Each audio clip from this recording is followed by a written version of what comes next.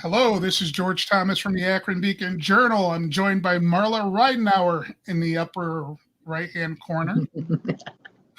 Nate Ulrich in the lower right-hand corner, both from the Akron Beacon Journal, and Steve Doerschuk from the Canton Repository. Okay, guys, what's on everybody's mind today? Where are we at the halfway mark, the bye week, 5-3 mark of the season? Observations. Well, I think 5-3 is,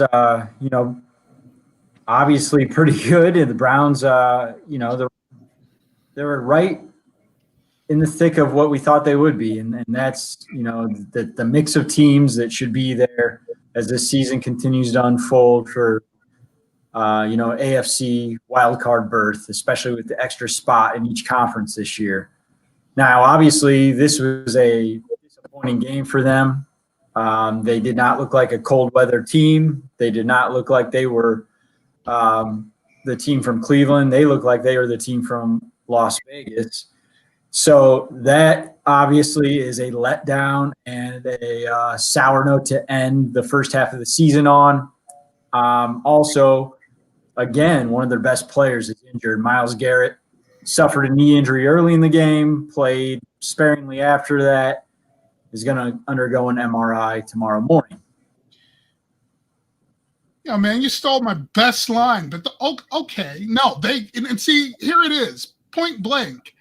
It's November 1st. We get our first whiff of cold air here. And you're absolutely right.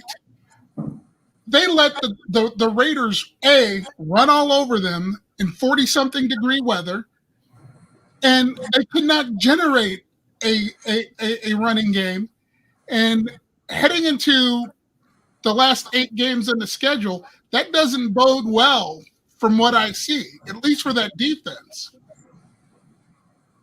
No, Kareem Hunt said, they beat us at their own game now, at our own game. I mean, obviously, if you get Chubb back, that could change things dramatically. Hunt needs to get healthy. But I mean, I agree with you. You all guys, I mean, this is the kind of game that they were supposedly built to play in and win, and they didn't. But to me, I'm almost more concerned about the defense at this point. I mean, I don't know. They don't seem to be coming up with the big plays. They only have one big playmaker, and that's Myles. And if Garrett's hurt and, depending on how this MRI shakes out tomorrow, I mean, I think the defense is my biggest concern for the final 8 games, providing obviously they play 8 games. Might have I would agree with some of your points, George and Marla and Nate. The way I would take this in a different direction would be, I think it's real money to have Chubb coming back and have Austin Hooper coming back. Austin Hooper in the 3 games before he got hit with appendicitis, I believe, had 5 catches in each of those 3 games and was beginning to emerge as the guy they dumped a truckload of money on. And I think he would have made a difference today in the short passing game that you had to have. You would have been going to him instead of some of those throws to other guys that were getting dropped. And getting Nick Chubb back, and of course you aren't assuming that you're getting the full Nick Chubb back, but you're hoping you do. And you probably can rest him long enough to get the real Nick Chubb back, but that's real money. To me, if they have the full Nick Chubb and full Austin Hooper available for the whole game, the entire game plan is different. The entire flow of the game is different. And I'll close this argument with just the very first series of the game. I mean, the rookie, Harrison Bryant, is on the field in the first place, okay? And the play call is a good play call. He has the ball. He fumbles the ball. That play call isn't his play. That's Austin Hooper's play, most likely early in the game. And it's not a fumble. And they had a flow. And it looked like they had a real good chance to score a touchdown on their first drive today. Fair point. Here's a question I have, though.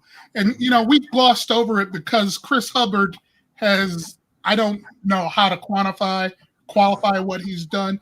But at this point, does that run game miss not only Nick Chubb, but Wyatt Teller? Because there is no pop, no penetration. They're not getting past on that right side of the line. Hunt struggles getting on the right side of that line. Am I seeing it wrong? No, I think you're right. I think that's a great tag team, George and Steve. Steve with the Nick Chubb mention. George. George with the Wyatt Teller mention. Yeah, I think that both are huge to the running game. Wyatt Teller's playing really well. We've mentioned that before on this chat. So I think you can get both them back potentially November 15th against the Texans, and then you're looking at a different offense. And you're right, Steve, about the Austin Hooper factor. Also, I would add the David Njoku drop, 3rd and 8 from the 50, I think it was. Killed that drive. Browns had the punt. Raiders ended up scoring on the ensuing possession. So, yeah, the Harrison Bryant fumble was big. The Njoku drop was big. You put Hooper in their place, maybe we're looking at different outcome on some key moments. So, yeah, injuries have stacked up on key players. Odell Beckham Jr. being lost for this season to the ACL, obviously is going to be the main headline, but Chubb, Hooper, Teller, and now we're on Garrett watch. I will say one quick thing about Teller. I mean, I feel like that nastiness that he brings is also missing. You know, what you're talking about, Steve and George and Steve, about knocking people off the ball. I almost feel like you need him in there to, like, start that, and, you know, it rubs off. So I just want to mention that. So. Yeah, you know, there's treating sports and big games like business trips with determination. The Browns treated this, it seemed like a just another game, a business trip, but I didn't see a lot of determination. I didn't see that nastiness, and I haven't really seen that nastiness, especially on the defensive side of the ball. But the offensive line hasn't really been blowing people off the ball since Teller left. I mean, Kareem Hunt has been one tackle away from breaking big ones a couple times, just a tackle away, and that may or may not be a missed block, but it's something significant. I don't think it's a missed block, George. I think it's Nick Chubb maybe doesn't get stopped late in those runs after he has gotten to the second line of defense. I noticed the same thing you did, and was going to mention that even though the run game wasn't what Hunt had 66 yards today, I believe, but once or twice came close to breaking what would have been a game-changing play. But there's an important reason why Kareem Hunt, as good as he may be, he's probably not as good as we thought he might be when he came over from that good run in Kansas City, but as good as he may be, he's just not in Nick Chubb's class. And when you have an elite class running back, to me, I'll go back to the point that the whole play calling and the whole flow of the game is going to look different. You know, I want to say – Go ahead, Nate. No, I just wanted to say to your point, Marla, about the defense. We know it's been a problem throughout the season, and, you know, they've been giving up a ton of points. Obviously, today was a different kind of game with the conditions, but still, I mean, they allowed 208 yards rushing, 4.6 average. You know, I'm looking at the trade deadline on Tuesday. And I think the natural inclination for a lot of people who follow the Browns is you just lost your deep threat in Odell Beckham Jr. You're not going to get another Odell at the trade deadline, but maybe you can get somebody who can help stretch the opposing defense vertically if you're able to trade for a speedy receiver like John Ross, for instance, a former Bengals first-round pick, has requested a trade from Cincinnati. I don't know. I'm just throwing – not that there's anything to that with the Browns, but just the idea of getting a burner appeals to a lot of people. And I'm thinking linebacker. I mean, I'm just not that you can save this defense at the trade deadline, but Andrew Berry told us he wants to be defined by aggression more than anything else. And I think, wow, if you're going to add anything here before 4 p.m. Tuesday, I think it should be a piece on the defensive side of the ball. You got to get lucky, Nate. You remember Rashad Perriman a couple of years ago made a difference in a couple of wins. So, maybe Barry can stumble on somebody who doesn't have a live current name, but can actually help this team. Well, isn't New York having a fire sale these days? Yeah, I mean, Marla, what did you want to say before I interrupted you with trade deadline stuff? No, the one more thing that I'm curious about is I thought this was going to be a tight end dominated offense, and thus far it really hasn't been. I'm kind of curious to see if that, like, you get Hooper back, does that play out where you kind of, go to the short passing game and feature those guys, especially, now that you don't have Odell. It's not exactly, let's just say it's not exactly the kind of offense I thought they were going to have. I thought it was going to be run with Chubb and Hunt and throw it to the tight ends and an occasional, receiver. So I'll be curious to see how that goes forward, the rest of the way. Yeah, I mean, and obviously getting Chubb and Hooper back would lend itself to that.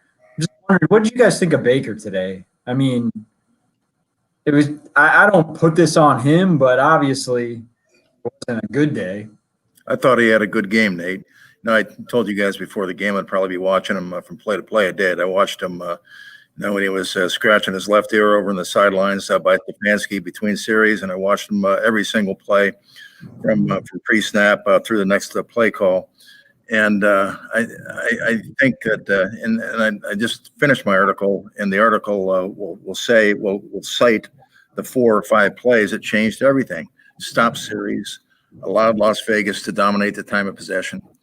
I thought, and you guys think, do you remember any bad throws that Mayfield made today? I can remember maybe one toward the end of the game. He missed Landry by a lot, but then he almost threw an interception. But then he re-engaged that series right after that. But my point would be, I thought he made enough plays to win the game, and I thought he did the sort of things for me today. I'm a little bit skeptical about him lately, but he did enough for me today to say that, I'm probably leaning toward thinking that we're going to be talking to Mayfield about a contract extension at some point in the next several months. Well, I could see you saying that he played better than the stats would suggest. I just didn't think it was a good day when you don't get in the end zone. Now, I mean, that's, like I said, it's not all his fault. Jarvis Landry catch a touchdown pass from him. I mean, maybe. I think I'd be thinking differently if that touchdown or would-be touchdown weren't overturned too. How much did the weather? I wasn't down there today, obviously. So what was the wind like down there? Because it looks like more than what you were saying. How much did the wind affect its path? That's my question. He said it did on some throws. And what was the wind gusting at kickoff? It was 35 miles an hour, but I don't know if they said what the gusts were. But like John Gruden said, it was like 40 something gusts. So he was really proud of his team because he's challenged them to play better in bad weather, and they really lived up to what he wanted. So I'm going to go by getting out of my car today when I almost blew off of the highway 3 or 4 times. It was gusting so hard. That's as hard a wind as that I can remember walking into the stadium and looking at it. But Marla, Gruden afterward, that was one of the first things he said. Nobody was asking about it. He just said it would have been a really, really tough day to be a quarterback today. And for him to go out of his way and comment on the wind, I mean, you could see that if you looked up to the stadium lights and saw the sleet blowing in like crazy and those big swirling patterns that make a nice postcard. George, this game was all about the wind. The play calling was all about the wind. Neither one of the quarterbacks was going deep, and that was all about the wind. Yeah, 35 miles an hour just before kickoff. All right, guys. Next week's the bye week. Get rested. Get relaxed. Marla, have some wine. No, there's no doubt about that. Have some garlic. Steve, have whatever you enjoy. And we're going to wrap until 2 weeks from today. Anybody remember who they have 2 weeks from today? Yeah, Houston. Houston, okay. And we'll see you then. Have a good night, folks. Thanks. Take care. Bye. See you.